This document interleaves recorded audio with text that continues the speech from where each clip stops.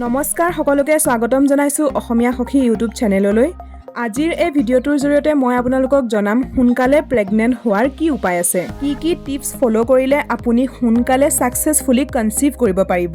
আজিৰ এই ভিডিঅ'টোত আমি আলোচনা কৰিম ওভুলেশন কি আৰু ই কেনেকৈ হয়, ওভুলেশনৰ কি লক্ষণ হ'ব পাৰে আৰু আপুনি আপোনাৰ নিজৰ ওভুলেশনৰ বিষয়ে কেনেকৈ গম পাব। ইয়াৰ উপৰিও ওভুলেশনৰ কথা গম পোৱাৰ পাছত আমি কি কৰিব লাগিব, এই সকলোসমূহ কথা মই আপোনালোকক স্টেপ বাই স্টেপ বুজাবলৈ চেষ্টা কৰিম।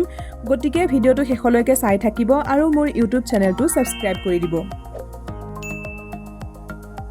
প্ৰথমতে এই কথা জনাটো জৰুৰী যে ওভুলেশন কি হয়। এগৰাকী মহিলাৰ যদি মাহেকীয়া ঋতুচক্ৰ নিয়মীয়া হয় তেন্তে মাহেকৰ এটা নিৰ্দিষ্ট দিনত মহিলাগৰাকীৰ ডিম্বাশয়ৰ পৰা এটা পুৰঠ ডিম্বাণু ওলাই আহে আৰু সেই সময়ছোৱাক ফাৰ্টাইল পিৰিয়ড বুলি কোৱা হয়, যিকেইদিনত সহবাস কৰিলে গৰ্ভাৱস্থা অতি সহজভাৱে হৈ যায়। প্ৰতি মাহে মাহে হোৱা এই প্ৰক্ৰিয়াটোকে কোৱা হয় ওভুলেশন।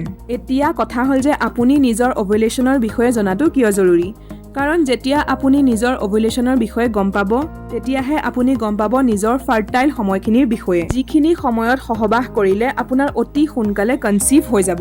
আমি কেনেকৈ গম পাম যে আমাৰ ওভুলেশন হৈ গৈছে? বন্ধু বান্ধৱীসকল, ইয়াৰ কিছুমান লক্ষণ আছে আৰু কিছুমান টেষ্টৰ জৰিয়তেও ইয়াৰ বিষয়ে গম পোৱা যায়। লক্ষণসমূহৰ বিষয়ে এতিয়া আমি আলোচনা কৰিম, কিন্তু যদি আপুনি আপোনাৰ ওভুলেশনৰ সঠিক সময়টোৰ বিষয়ে জানিব বিচাৰিছে তেন্তে আপুনি ইয়াৰ কাৰণে ওভুলেশন কিট ব্যৱহাৰ কৰিব পাৰে। 1-2 মাহ ব্যৱহাৰ কৰিলে আপুনি আপোনাৰ ওভুলেশনৰ সঠিক সময়টোৰ বিষয়ে বুজিব পাৰিব।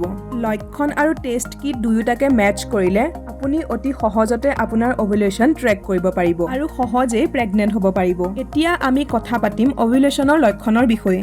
ইয়াৰে কিছুমান লক্ষণ বহুত বিশেষ বা ডাঙৰ হয় আৰু কিছুমান লক্ষণ একেবাৰে সামান্য হয়, যি সকলো মহিলাৰ শৰীৰত দেখা পোৱা নাযায়। এতিয়া মই আপোনালোকক যিখিনি লক্ষণৰ বিষয়ে জনাম, এই লক্ষণখিনি নিজৰ শৰীৰত অনুভৱ কৰিবলৈ হ'লে আপোনালোকে নিজৰ শৰীৰটোৰ প্ৰতি বিশেষ ধ্যান ৰাখিব লাগিব। যেতিয়া আপুনি আপোনাৰ শৰীৰৰ প্ৰতিটো সৰু সৰু বিষয়ে অবজাৰ্ভ কৰিব তেতিয়া আপোনাৰ শৰীৰত দেখা দিয়া প্ৰত্যেকটো লক্ষণ আপুনি অতি সহজতে বুজি পাব।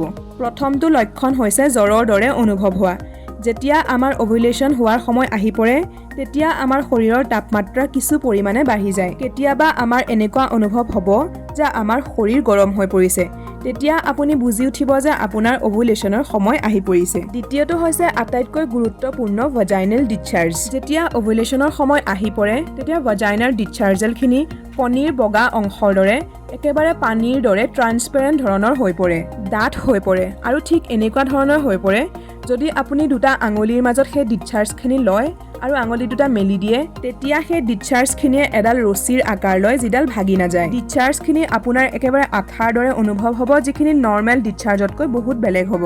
তৃতীয়টো লক্ষণ হৈছে চাৰ্ভিক্সৰ ডাইলেশ্যন। যোনিৰ যি ভিতৰৰ অংশ য'ত চাৰ্ভিক্স বা যোনিপথ থাকে সেই অংশটো মসৃণ হৈ পৰাৰ লগতে কিছু পৰিমাণে অংশটোৰ প্ৰসাৰণ ঘটে, যাক আমি ইনক্ৰিজ লিবিডো বুলিও ক'ব পাৰোঁ। ইনক্ৰিজ লিবিডোৰ অৰ্থ হৈছে যৌন ইচ্ছা বাঢ়ি যোৱা। সেই সময়ত আমাৰ শৰীৰৰ হৰমনসমূহ এনেকুৱা ধৰণেৰে তৈয়াৰী হয় যি যৌন ইচ্ছাক বঢ়াই তোলে। এফালৰ পৰা চাবলৈ গ'লে ই শৰীৰৰ এটা ইনভিটেশ্যন হয় যে আপোনাৰ শৰীৰটো গৰ্ভাৱস্থাৰ কাৰণে সাজু হৈছে। পাছৰটো হৈছে ব্লিডিং বা ৰক্তস্ৰাৱ হোৱা। সকলো মহিলাৰ শৰীৰত ব্লিডিং হোৱা দেখা পোৱা নাযায়। 1-2 ড্ৰপ ব্লিডিং হ'ব পাৰে, কিন্তু সেই ব্লিডিংখিনি বাহিৰলৈ অহাটো জৰুৰী নহয় আৰু এই ব্লিডিংখিনি যে দেখিবই লাগিব সেয়াও জৰুৰী নহয়। ইয়াৰ উপৰিও মুড চুইংছ হোৱা আৰু আবেগ প্ৰৱণতা ধৰণৰ আচৰণ হোৱাও এই সময়ত দেখিবলৈ পোৱা যায়। ইয়াৰ পাছত যদি আমি কথা পাতো পেটৰ বিষৰ বিষয়ে, তেন্তে বহুত মানুহৰ মনত প্ৰশ্ন হয় যে সেই সময়ত পেটৰ বিষ হয় নেকি? হয়, সেই সময়ত বিষৰ অনুভৱ হয়, কিন্তু এই পেটৰ বিষটো আপোনাৰ কেতিয়াবা বাওঁফালে অনুভৱ হ'ব আৰু কেতিয়াবা সোঁফালে অনুভৱ হ'ব।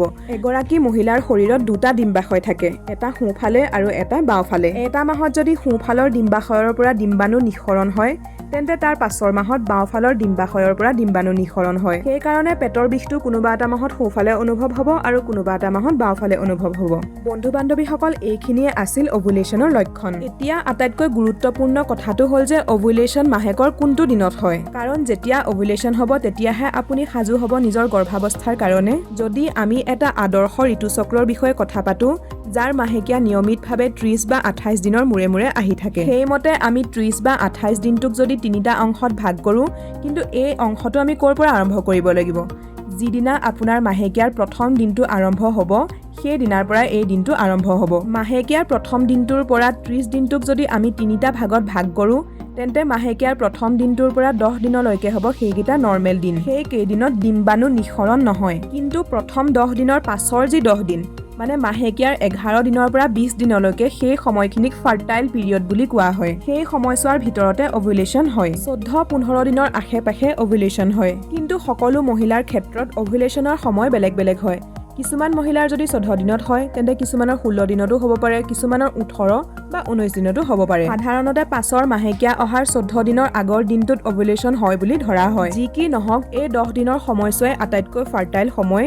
এই সময়ছোৱাতে অভুলেশ্যন হয় আৰু এই সময়ছোৱাতে ওপৰত কোৱা আটাইবোৰ লক্ষণ শৰীৰত দেখা পোৱা যায়। ইয়াৰ পাছৰ যি 10 দিন অৰ্থাৎ মাহেকীয়া হোৱাৰ 21 দিনৰ পৰা 30 বা 28 দিনলৈকে এই সময়ছোৱাও নৰ্মেল হয়। এতিয়া আপোনালোকে বুজি পালে যে মাহেকীয়াৰ যি মাজৰ সময়ছোৱা সেই সময়ছোৱা আটাইতকৈ ফাৰ্টাইল সময় হয়।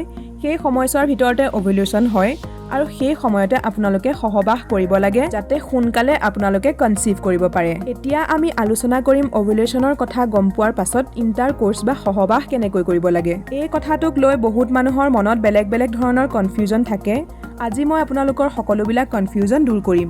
ইণ্টাৰকোৰ্স আপোনালোকে অল্টাৰনেট ডেজ বা এদিন এৰি এদিন কৰিব লাগে। আপোনালোকৰ যি ফাৰ্টাইল পিৰিয়ড অৰ্থাৎ মাহেকীয়া হোৱাৰ 11 দিনৰ পৰা মাহেকীয়া হোৱাৰ 20 দিনলৈকে সেইকেইদিন আপোনালোকে এদিন এৰি এদিন ইণ্টাৰকোৰ্স কৰিব লাগে। এগৰাকী মহিলাৰ শৰীৰত এটা স্পাৰ্মৰ আয়ুস হৈছে 4 পৰা 5 দিনলৈকে। কিন্তু আমি কোনো ধৰণৰ ৰিস্ক নোলোৱাকৈ এদিন এৰি এদিন ইণ্টাৰকোৰ্স কৰিব লাগে যাতে গৰ্ভাৱস্থাৰ কাৰণে স্পাৰ্মৰ যোগাৰ সঠিক ধৰণেৰে হৈ থাকে। এটা ডিম্বাণুৰ আয়ুস হৈছে 24 পৰা 48 ঘণ্টা। সেই সময়ত যাতে ডিম্বাণুটোৱে শুক্ৰাণুৰ যোগান ভালদৰে পাই থাকে তাৰ ওপৰত আমি লক্ষ্য ৰাখিব লাগে যাতে আপোনাৰ সোনকালে কনচিভ হৈ যায়। এতিয়া কথা হ'ল যে ইণ্টাৰকোৰ্স কেনেকৈ কৰিব লাগে। বহুত মানুহে ভাবে যে পুৰুষৰ যি ডিসচাৰ্জ সেইখিনি বাহিৰলৈ ওলাই আহে কাৰণে এগৰাকী মহিলাই কনচিভ কৰিব নোৱাৰে। কিন্তু প্ৰকৃততে এনেকুৱা নহয়। যদি আপোনাৰ অভুলেশ্যন হৈছে, যদি আপোনাৰ সকলোবিলাক সময় সঠিক তেন্তে মাত্ৰ 1 টোপাল ড্ৰপছৰ জৰিয়তেও আপুনি কনচিভ কৰিব পাৰে। কিন্তু যদি আপুনি এই ক্ষেত্ৰতো ৰিস্ক ল'ব নিবিচাৰে তেন্তে ইণ্টাৰকোৰ্সৰ পাছত আপুনি কমৰৰ তলত এটা গাৰু ৰাখিব পাৰে যাতে আপোনাৰ শৰীৰটো ওপৰলৈ উঠি থাকে। 25-30 মিনিটলৈকে তেনেকৈ থাকি আপুনি উঠি আহিব পাৰিব আৰু ৱাছ কৰিবও পাৰিব।